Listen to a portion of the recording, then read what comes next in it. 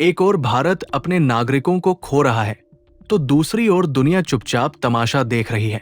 पेलगाम में हुए नृशंस हमले को एक सप्ताह बीत चुका है, जिसमें 26 निर्दोष भारतीयों की जान चली गई, लेकिन वैश्विक मंचों पर इसकी गूंज तक सुनाई नहीं दी। क्या आतंकवाद की परिभाषा सिर्फ पश्चिमी देशों के लिए बनी है? इस लेख में हम इस सवाल का जवाब तलाशेंगे, अमेरिका के रवैये से लेकर संयुक्त राष्ट्र की चुप्पी तक।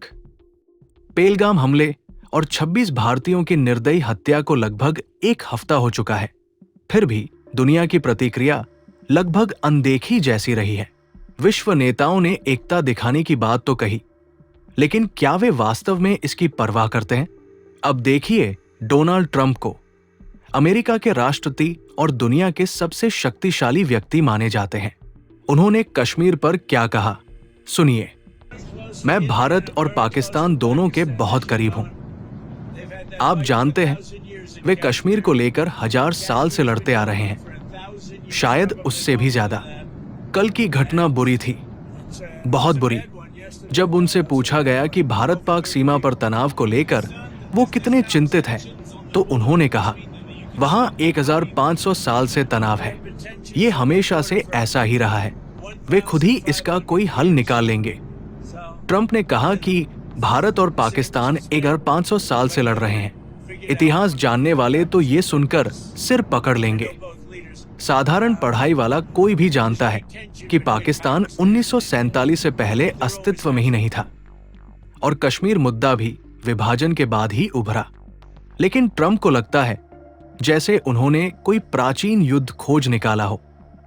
ये गलती शायद मजाकिया होती अगर ये पश्चिमी देशों की अज्ञानता और असंवेदनशीलता को उजागर न कर रही होती। उनके लिए दक्षिण एशिया में आतंकी हमला कोई त्रासदी नहीं, बस एक आम घटना है। अगर पेरिस या न्यूयॉर्क में बम फटता है तो उसे आतंकवाद कहा जाता है। हमलावरों का नाम लिया जाता है, उन्हें ढूंढकर सजा दी जाती है। लेकिन वही चीज अगर कश्मीर में होती है तो इसे लंबे समय से चला आ रहा विवाद कह दिया जाता है। हत्यारे गायब हो जाते हैं, उनका नाम तक नहीं लिया जाता। अब देखिए संयुक्त राष्ट्र सुरक्षा परिषद यूएनएससी को, जो दुनिया में शांति बनाए रखने के लिए जिम्मेदार है। यूएनएससी ने कश्मीर के पेलगाम हमले की निंदा की, लेकिन उनके बयान में हत्यारों का कोई जिक्र नहीं था। रिपोर्टों के मुताबिक शुरू में उनके बयान में टीआरएफ, द रेजिस्टेंस फ्रंट, का नाम था, जो पाकिस्तान के आतंकी संगठन लश्कर-ए-तैयबा से जुड़ा है।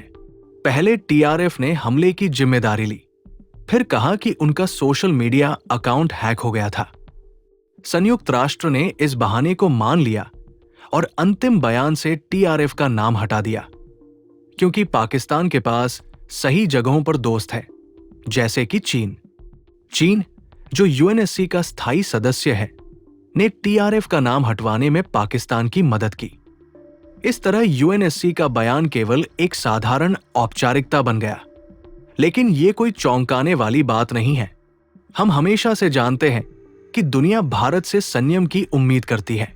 जब पश्चिमी देश पीड़ित होते हैं तो पूरी दुनिया रुक जाती है, लेकिन जब भारत पर हमला होता है तो ये कह दिया जाता है कि ये तो 1500 साल पुरानी लड़ाई है।